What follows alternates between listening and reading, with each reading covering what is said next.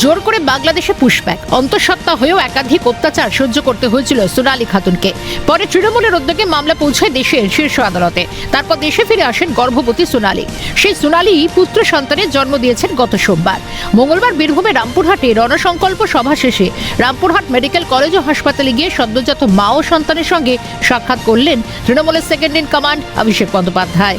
সোনালী এবং তার মায়ের আবদারে সোনালী পুত্রের নাম রেখেছেন আপন।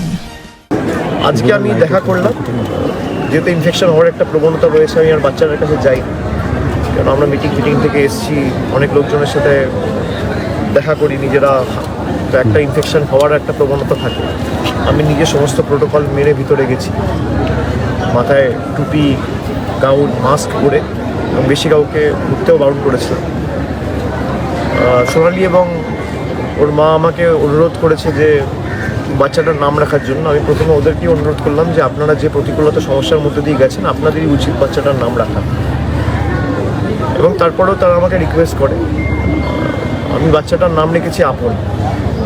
তার কারণ যেভাবে পর করে বাংলাদেশে ঠেলে দিয়েছিল, এটা সকলেই আমাদের আপন, তাই বাচ্চাটার নাম রাখা হয়েছে আপন।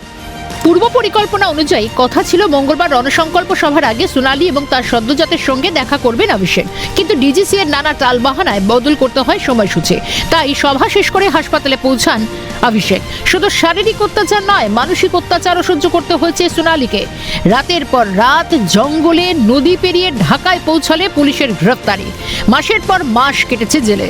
তার স্বামী দানিশ এখনো বাংলাদেশে। বাচ্চাটাও অত্যাচার সয়েছে। এর মূল্য বিজেপিকে দিতে হবে। মঙ্গলবার রণসংকল্প সভা থেকেই করা জবাব তৃণমূলের সর্বভারতীয় সাধারণ সম্পাদকের। এই মাটির একজন মেয়ে সোনালী খাতুন জোর জবরদস্তি গায়ের জোরে বাংলাদেশি বলে দাগিয়ে দিয়ে তাকে বাংলাদেশের জেলে পাঠিয়ে দেওয়া হয়েছে। হাইকোর্ট সুপ্রিম কোর্ট থেকে অর্ডার করে তৃণমূল কংগ্রেসের সৈনিকেরা লড়াই করে তাকে নিয়ে আসার ব্যবস্থা করেছে। সে গতকাল একটা ফুটফুটে পুত্র সন্তানের জন্ম দিয়েছে। আমি দেখতে রামপুরহাট মেডিকেল কলেজে যাব। রামপুরহাট মেডিকেল কলেজ থেকে বেরিয়ে শেষমেশ তারাপীঠের মায়ের মন্দিরে পুজো দিতে পৌঁছান তৃণমূলের second in command Abhishek Bandyopadhyay. হাজার হাজার জনতার মাঝখান দিয়ে জনসংযোগেই মনোযোগ সেকেন্ড ইন কমান্ডে। মন্দিরে আরতি সেরে বেরিয়ে জানান, মা কোনোদিনই খালি হাতে ফেরাননি। মায়ের কাছে যখনই এসেছি কোনোদিন খালি হাতে ফিরতে হয়নি। মা সবসময় দুহাত উজাড় করে দিয়েছে।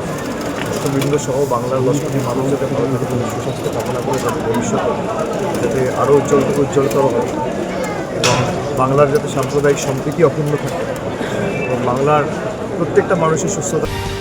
সব মিলিয়ে বিধানসভা ভোটকেই পাখির চোখ করে কৌশলগতভাবে এগিয়ে চলেছে শাসক দল তৃণমূল। তার বলার অপেক্ষা রাখে না।